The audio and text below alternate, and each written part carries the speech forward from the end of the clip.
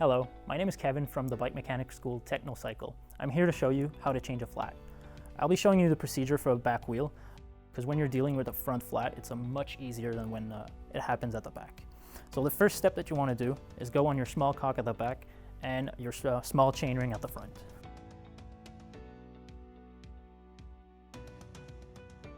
While holding the wheel, it'll open the quick release. If your bike has bolts, undo the bolts. You're going to pull gently on the derailleur, pulling towards the back, and the wheel should fall on its own, just like that. So we'll start by removing the cap and the ring if they're present. And then we'll go opposite the valve, and using our tire levers, we'll remove one half of the tire.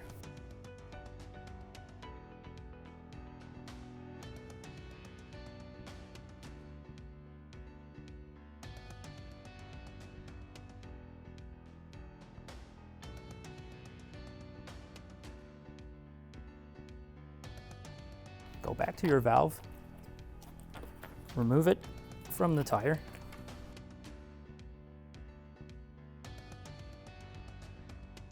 and remove the whole tube from the tire.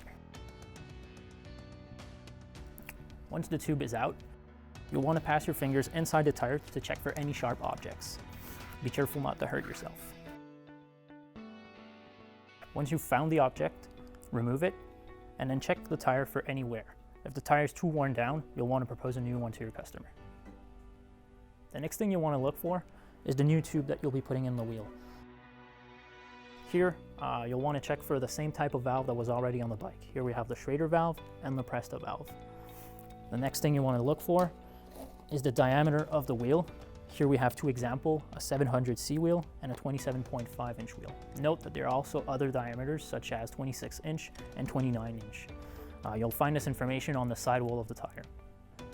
Once we've selected our new tube, you'll want to unbox it and then put a bit of air in it just to give it its round shape. With the new tube, you'll want to put back the valve inside the rim,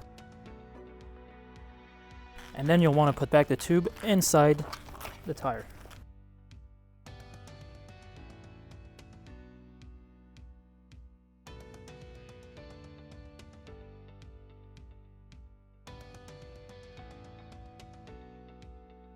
After, you'll want to go opposite the valve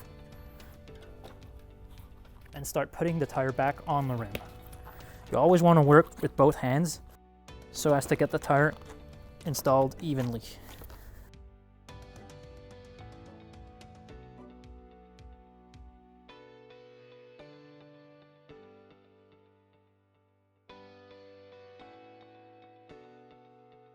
Once you arrive at the valve, if it's hard to get the tire on, come back up, push the tire inside the rim on both sides, and then pull on it towards the valve.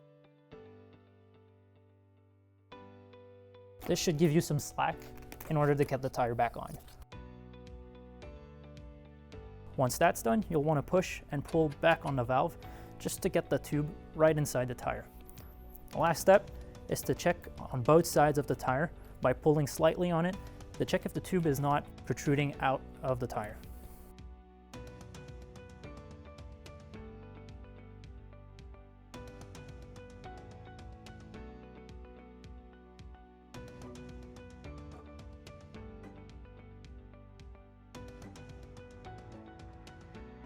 For the next steps, we'll start by putting the ring back onto the valve.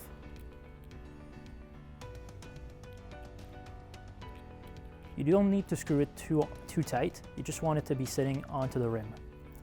The next step is to pump the tire to the recommended pressure, which you can find on the sidewall of the tire.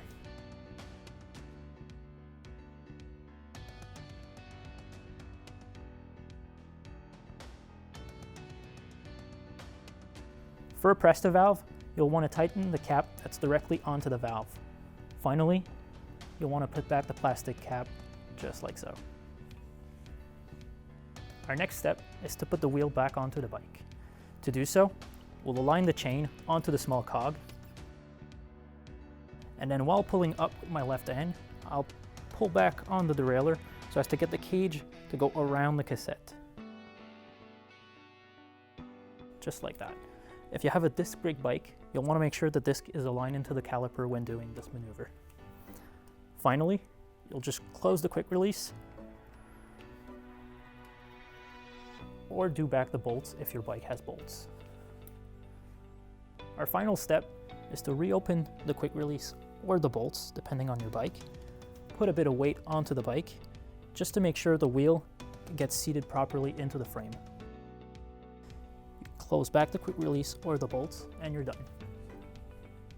If your bike has traditional rim brakes, open the brake in order to get the wheel out. With the wheel back on, close back the brake.